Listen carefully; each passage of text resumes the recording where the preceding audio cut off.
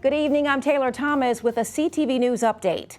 The U.S. economy is down for the second consecutive quarter. According to new data from the Commerce Department, it fell at an annual rate of 0.9% between April and June. Consumer spending slowed as Americans bought fewer goods.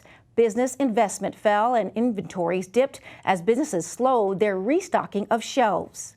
We have a record job market of record unemployment of 3.6% today. We've created 9 million new jobs so far, just since I became president. Businesses are investing in America at record rates. With a slowdown in private demand, this report indicates an economy that is transitioning to more steady, sustainable growth. This path is consistent with one that eases inflationary pressures while maintaining the labor market progress of the past 18 months.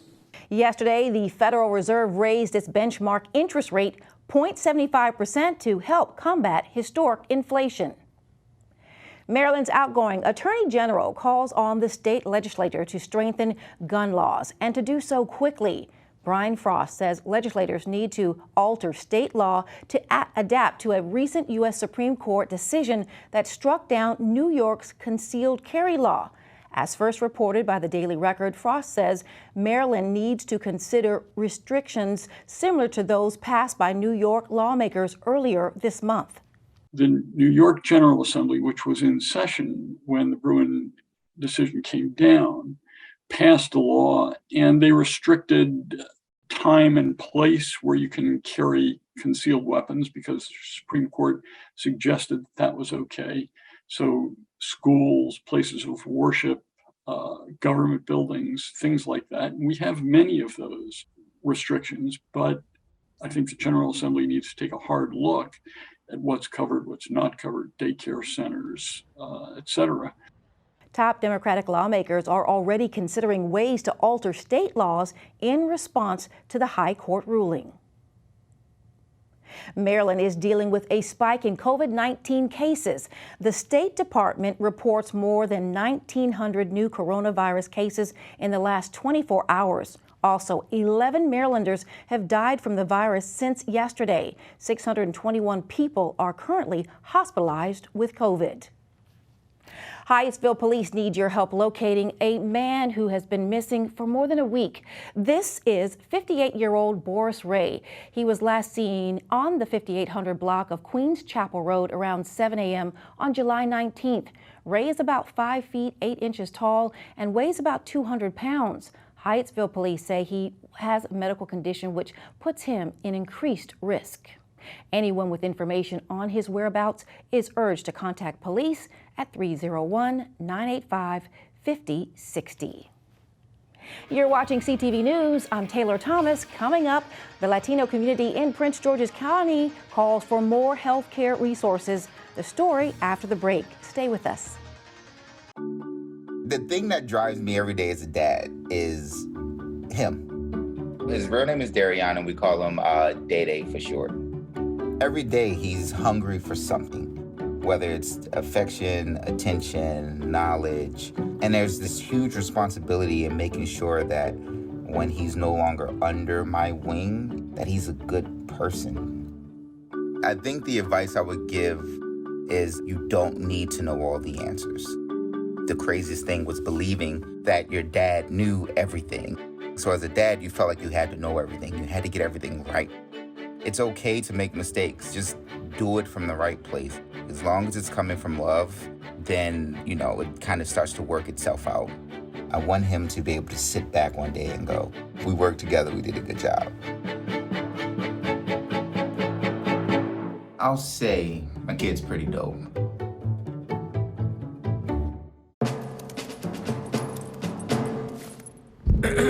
Dear humans, I stand here today not for myself, but for every tail wagger, sloppy kisser, and curtain ninja. I stand here for each one of the thousands of dogs and cats killed in shelters each day, asking you to join our cause and help us make sure every best friend has a chance to meet one of their own. With Best Friends Animal Society leading the charge and your help, we can save them all. Last week, Brandon met a girl on a dating app. One day after work, he finally found the courage to ask her out. No answer. He started to panic. Was he being too pushy? Maybe it was too Sorry I didn't respond. I was driving. I would love to go on a date. How does tonight sound? Brandon tried to play it cool, but inside he knew. A girl so smart, so responsible. She must be a keeper. Welcome back. A Baltimore family is suing a Sesame Street themed amusement park for $25 million over alleged racial discrimination.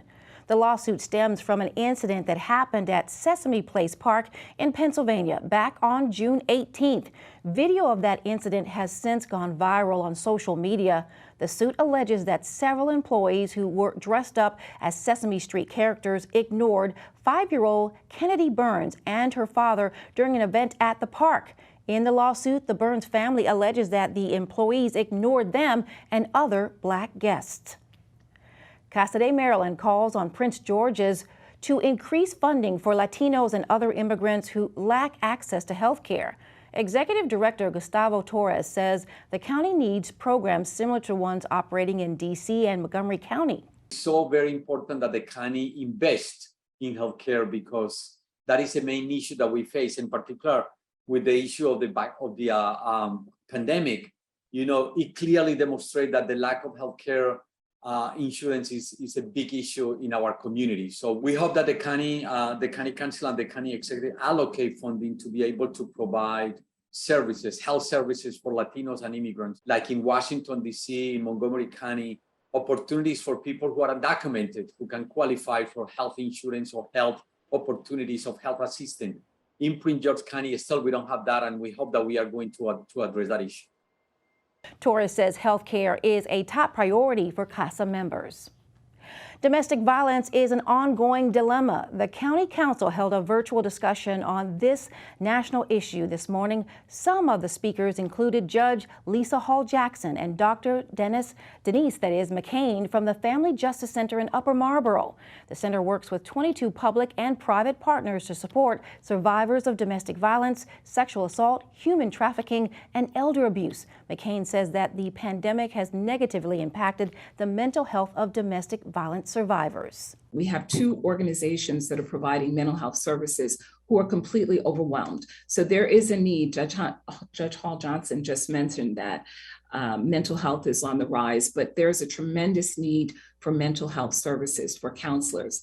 Our challenges has been that most of those who are providing this service want to telework, and that's the new age right now. Nobody wants to come into an office. But given what we do, we still want people there to do that initial welcome, to establish a rapport, to enable to do the mental health services. So that is a significant need. For more information on the Family Justice Center, visit the website on your screen. Hydesville police are looking for a suspect who shot a teenager last night. The incident happened near the 2900 block of Bellcrest Center Drive around 9 p.m. Police say a man wearing a gray hoodie and black pants shot a 17-year-old boy. The victim sustained 2 gunshot wounds to the hand and was taken to the hospital. Officials say the shooting incident stemmed from an altercation between the victim and suspect.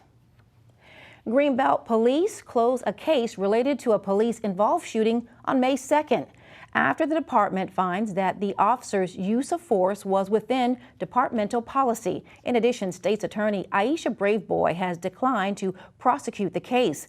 The incident happened on Plateau Place, where officers responded to a call for a suicidal person. At the residence, 47-year-old Kenneth Littlefield allegedly charged at officers with a knife. Police body cam footage shows that's when officers discharged their weapons. Littlefield was transported to a hospital in stable condition. He was charged with 1st and 2nd degree assault as well as other charges. The Maryland Judicial Ethics Committee rules that some retired judges may not serve on police disciplinary trial boards. According to the Daily Record, retired judges who still hear cases by special assignment can't serve on the boards. Despite a state law encouraging participation by former jurists, the panel's opinion was prompted by the 2021 Maryland Police Accountability Act, which went into effect July 1st.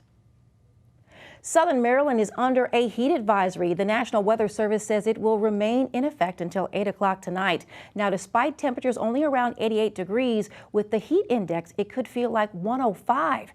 There are a number of cooling centers open for area residents in need. It's also important to note on days like this to keep an eye on the elderly, small children, and people with respiratory problems. And still ahead on the news, a big signing for the Baltimore Orioles. Stay with us. A lot of things feel out of control these days, so it's time you pick your battles. Skip playing referee in the morning. Skip laundry this week. Skip game limits today. Skip cooking tonight. New realities require new routines, and it's okay to skip some of the old ones. But don't skip your preteens' well visits and recommended and catch-up vaccinations. Good evening and welcome back. PGCPS has come up with a new and unique way to meet and hire new teachers. Officials are hosting a social event, and hiring mixer is what it's called, and it's taking place right now at the Suing High School in District Heights. This afternoon's event is only for our teachers, so we're looking for teachers in all of our content areas. It's going to be an outside experience. There's going to be an opportunity for the candidates to mingle with the principals, to, have a more relaxed environment, to have a conversation and possibly make those connections and become a part of their staff for next school year. The hiring mixer will feature a DJ, ices, and light refreshments. Don't forget to bring your resume. 6 more hiring events are scheduled for next month if you're not able to make it tonight. You can go to the website on your screen for more information. Maryland's Board of Public Works approves fiscal 2023 funding for community parks and playgrounds. 3 Prince George's projects are among 39 projects statewide to improve outdoor recreation for residents. They include $30,000 for Rhode Island Pocket Park in North Brentwood, $225,000 for a tot lot renovation in University Park, and just over $192,000 for a playground splash pad in Upper Marlboro. The funding request comes from the state's Department of Natural Resource. Now, for more information, log on to dnr.maryland.gov. Baltimore Orioles have officially signed their #1 overall pick, Jackson Holliday. The 18-year-old Jackson, who is the son of MLB veteran and 7-time All-Star Matt Holliday, says he's ready. General Manager Mike Elias introduced Jackson to the media yesterday. We've officially signed the number one overall pick in the draft, and our first pick of our draft, Jackson Holliday. It comes with some pressure, but luckily enough, I've got a good foundation in my family, and I'm just going to handle it like I have everything, and just play hard and work out and try to be the best player that I can be. I'm thrilled for him. I'm super happy for him. This has been his dream since he was a little boy to play in the major, or to get drafted and hopefully play in the major leagues. So I'm really proud of him. He's a great kid, first and foremost. Leslie and we're just, the most important thing is his character. Jackson Holliday, a native of Oklahoma, signed an $8.19 million bonus. All right, to our weather forecast tonight, mostly clear with scattered showers, lows around 71 degrees. Friday, sunny during the day, but showers likely at night with a high near 89 degrees. Saturday's forecast, mostly sunny, high temperatures around 85 degrees. Sunday, partly sunny, highs again in the mid-80s. And that's wrap up of this hour's CTV News Update. I'm Taylor Thomas. Good night.